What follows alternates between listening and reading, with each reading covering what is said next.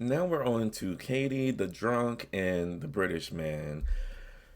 At this point, their whole thing, especially with her, it's not even cute, funny, or crazy to see. It's beyond embarrassing. It's sad at this point. And not sad in a, oh, I feel bad for you, but it's sad as in, that's pathetic for her and for TLC. Because this isn't entertaining, seeing a full-on alcoholic in denial doing all this, and for what? Their whole scene in this episode was 20 minutes. Do you really think we needed to see 20 minutes of this?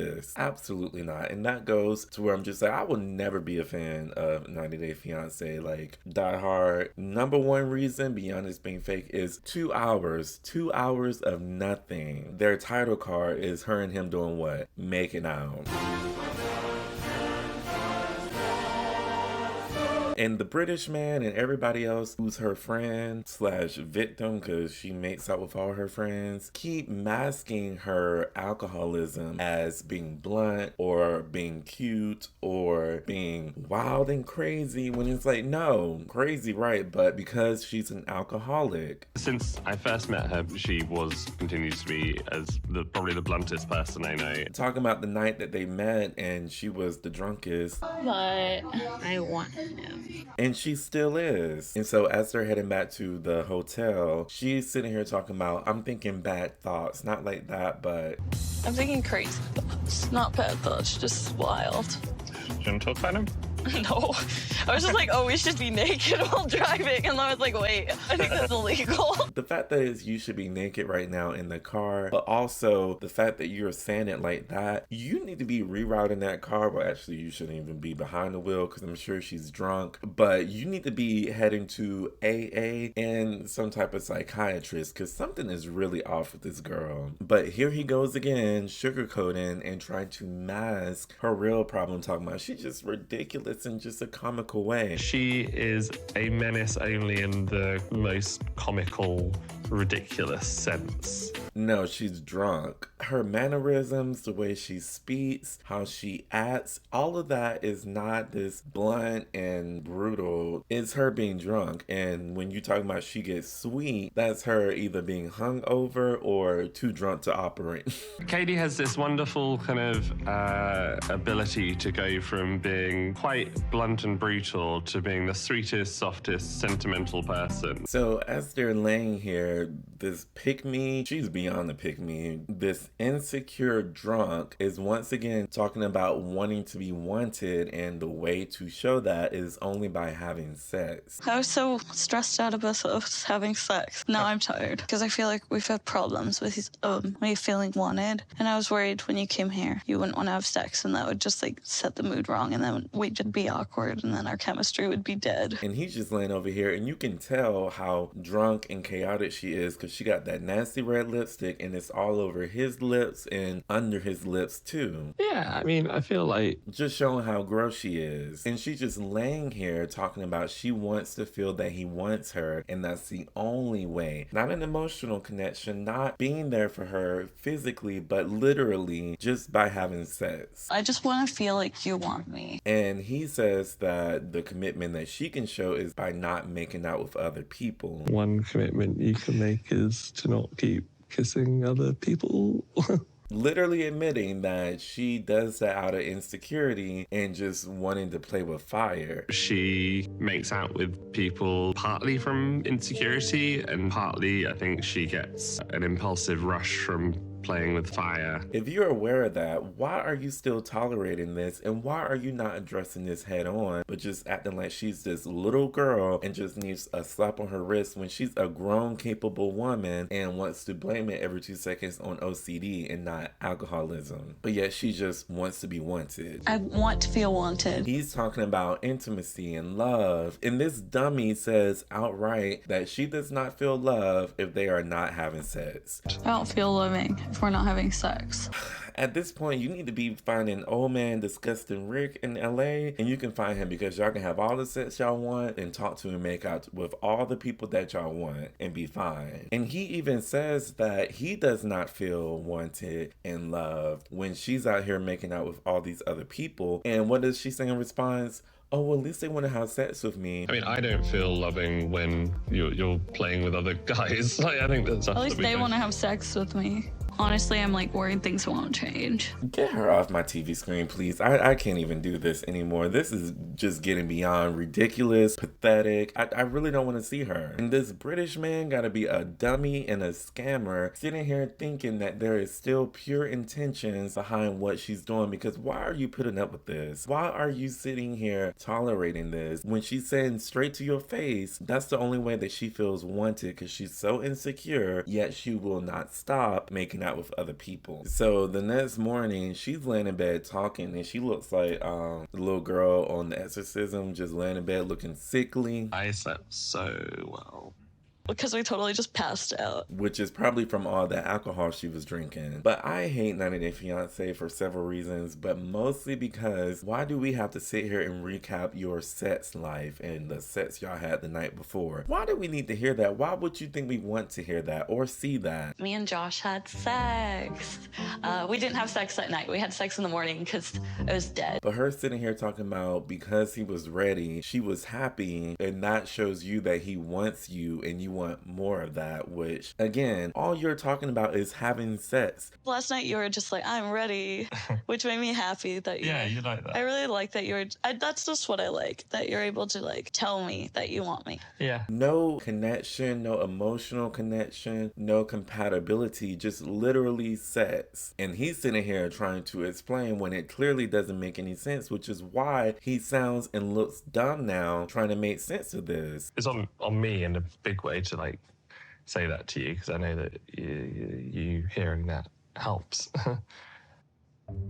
Yet she still doesn't want to give up making out with other people and blames that on OCD. It's really hard for me to resist kissing other people. Like, the compulsion part of OCD is like, you do a thing to like neutralize the obsession, but then when you do the compulsion, it actually makes it all worse, and then it turns into a time-consuming, stressful, useless cycle. Girl, again, at this point, you have created your own OCD, which is overly consuming drinks. Overly consuming drinks and assaulting people, to where I'm like, he has to be scamming at this point. And he kind of confirms that, because now he's like, well, you know, I feel a big relief because immigration is off my back now. I ain't got to worry about that no more. A big thing is not having like immigration leave me over. It's just a massive weight that has gone. Clearly, you have bigger fish to fry, even beyond immigration. You have a drunk, alcoholic girl that you are trying to marry, and she's constantly cheating on you, and you worried about immigration. And so she tells him that she planned a little surprise party for him with her friends and Mark, who she has a history with. Who's going to be there? It's like Mark, you know, like how we're dated, like casually dated. Well, I know for the like 2 story with weeks. Park. Okay, so you remember. And she says like it's a proud thing that she's made out with 90% of the single men at the run club. I think I've made out with 90% of the single men at the run club. Any of these makeouts happened after you already in a relationship with Josh? Yeah, some of the makeouts have happened after I met and was already in a relationship with Josh. Which, I don't believe that it's just been a single man, because you are not and were not a single girl. And she tells him that, you know, now that he's here, she wants to admit that she's done some things while being drunk, but wants to be transparent. I know I've done things that haven't been fair to you, like in the past while like drunk, crossed some boundaries. So I just like wanted to like start off Portland. Just, I don't know. I just want to be really transparent with you. That's not an apology or an intent to do better. You're just stating something. But yet again, wants to blame it on OCD. No, girl, that's not compulsion. That's you literally drinking. You said it before. The things you do while drinking, not compulsion, while drinking. And then want to tell him that, oh, well, you know, I'll let you know what headspace I'm in when we start drinking. Because I know I've been particularly unhinged in London. Yeah. And I'll try to let you know before we start drinking what kind of headspace I am in the future. All these signs, and nobody wants to say anything but just, again, sugarcoat it as, oh, she's so crazy, she's so wow. Then we get to this surprise party with her friends, and you even know that she's going to have a few drinks and she thinks she can outdrink people when she can't. Katie's obviously going to have a few drinks. She thinks she can drink anyone under the table, and she can't. Now her friends, which Mark, who I don't trust, well, I mean, I don't trust her either, but still, is talking about how they've hooked up within a week of knowing each other. I knew Catie all of a week before we hooked up, and she's a lioness on the prowl. And then all her friends are talking about how she's made out with every guy and every girl. Literally, if you are friends with her, or not even friends with, if you are in her radius, she's going to try to assault you, especially if she had a drink, which is a 99.9% chance. If you're just close enough, she'll just like go in that extra step for the kiss. Made out with me. Catie has made out with my roommate. At this party that I'm aware of, myself. She's kissed me, she's kissed Bella. Fred, and our Josh, British Josh. Like I had to ban her from sticking her tongue in my mouth because that's too much. That's, yeah. And y'all are just sitting here like, oh, she's so crazy. No, she's not. She needs help. And if y'all continue to allow this, y'all need help too. And so Josh is over here trying to ask the guys, which I'm sure he knows that they all hooked up with her at this point, how does it feel to see Catie after the last time they saw her? You guys, how does it feel to see Catie after, I don't know, when you last would have seen her? Oh, it's different. Oh, right? she's had like these quick in and outs, over the time. Yeah, and like we've known Catie for a while. She's a bit of a loose cannon, right? Like, What does that mean? To where, again, they're friends and they have definitely seen each other since she's been there. He's trying to get at them hooking up and how awkward it is if they made out the last time they were together. Just say that. You already know the answer, just say it. And here goes drunk Mark, her friend, talking about she's a bit of a loose canyon. well, she was just so like loose before, just like very much just like everything was a party. Yes, 100% like she was just going off the rack. Which again goes to show why he's so drunk, talking about not a loose cannon, a loose canyon. Bit of a loose cannon, right? Sir, take that drink away. And the other one is talking about how she's 100% loose and everything's a party, aka she's a drunk alcoholic. And this is why I don't feel bad for the British man, because he's over here talking about, well, it's as if everyone in the room knows something that I don't know and they won't tell me. I'm not sure whether it's one of those situations where everyone else in the room knows something and they don't want to tell me. You know what they're saying, and you also know what the tea is. Why are you sitting here trying to play the victim? And she's drunk over here talking to her friends about how they had a great conversation about their needs, which is literally only sex and attention, as in her needs. We had some good conversations about like what I need versus what he needs, in that like he said he'll be like more sexually available and like more open to that. Right. And I promise like I'm going to stop, like get too drunk and seek out attention. This is the dumbest thing I've seen, and it's really like making me lose brain cells. Like, again, it's not even entertaining. It's not even like, oh my God, it's dumb. It's dumb. And her other friend asked Josh, how does he feel after all the stunts that she's pulled? And he's like, well, what do you mean? When she's going about all these wild, crazy stunts, like how have you dealt with that? As in, like, why am I... Like what? Like you're moving halfway around the world. Like that's a huge change. For me to make this commitment of kind of leaving my home country, I need to know it's going somewhere. That's what you want them to ask. That's what you've been wanting them to get at. And now that they are all dancing around the same topic of her being a drunk and assaulting all of them, you want to sit here and play dumb. Which is why Mark is pretty much saying like, you taking this better than I am. But she does come with that level of craziness where you're like, okay, hold on, like let's slow down. Like what are you doing here, type thing. And I don't know. I think you roll through those punches way better than I ever could. And in other words, saying you better than me, and that's not a compliment. They once again acknowledge how wild she is and how predatory she is, but do they say those words? No. But they also say that when she's been drinking, it gets cranked up. She'll drive the crowd, just push everybody to like, let's all go karaoke, let's all make out.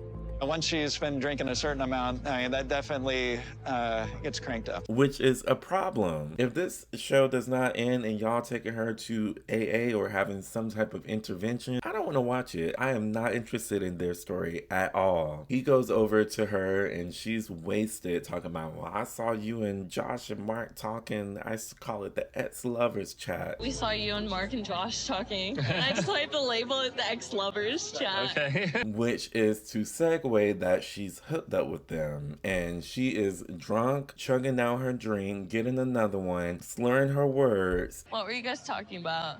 They were like essentially like checking in with me, like seeing how I'm doing, like Why?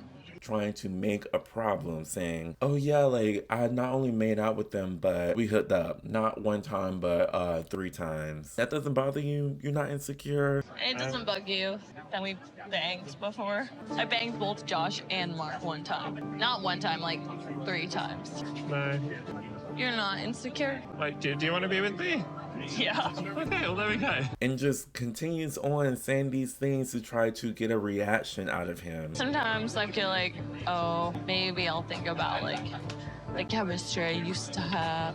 Or like a brief thought will cross my mind. Sorry? Which I said before, she is literally the most insecure person on this show. Asking him if he's insecure, but she's trying to get a reaction out of him, like jealous, which would further show that he wants her because she needs that validation 100% of the time. Because why else would you try to push that conversation and push that insecurity onto who you're with now and continue to make, like, she is so dumb. I literally hate this girl. I literally do. And I don't want to continue seeing her because this whole thing is dumb that you can't help yourself making out with people. You also are so insecure that you need to have sex constantly because you want to feel one. Somebody needs to pop you and shake you back to reality because I'm tired of looking at you. And then you have this weird makeout.